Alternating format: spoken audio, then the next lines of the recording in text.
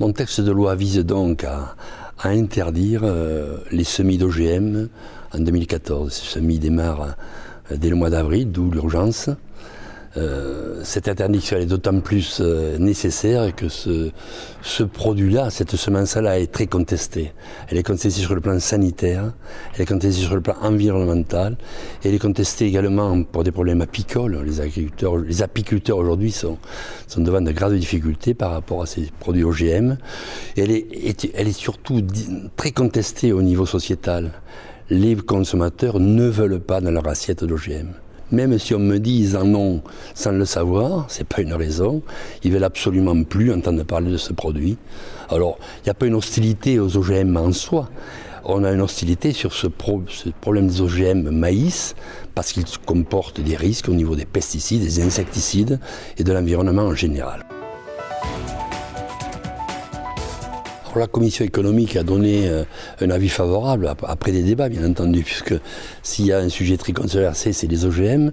Et le vrai débat à ce moment-là, c'était la décision qui avait été prise le matin même par la Commission, par le Conseil européen sur l'autorisation d'un deuxième OGM maïs, plus contestable que le MON 810, qui est le Pionnier 1507. Donc on a eu, finalement, cette commission a été très d'actualité et on est sur la même problématique.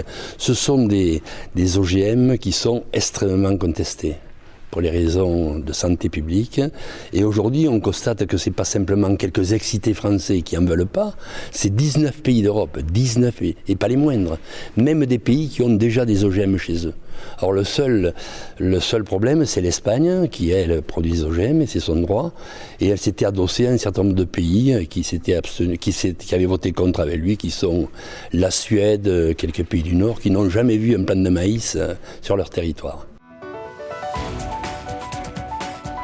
Moi-même, comme l'ensemble de mon groupe, à part quelques très rares exceptions, nous considérons que cette proposition de loi est illégale, tout simplement parce qu'il n'appartient pas à un État membre de prendre une décision, si vous voulez, d'interdire ou d'autoriser une culture de céréales génétiquement modifiées. C'est la Commission européenne.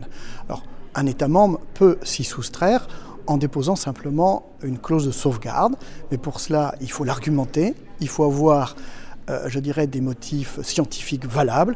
Et pour cela, il faut s'appuyer sur les agences. Or, les agences ont été très claires en la matière. Il n'y a pas de risque à partir du Monsanto 810. La motion d'irrecevabilité est la conséquence de tout cela. Je demande à ce que l'on ne traite pas de cette question parce qu'elle n'est pas de notre compétence.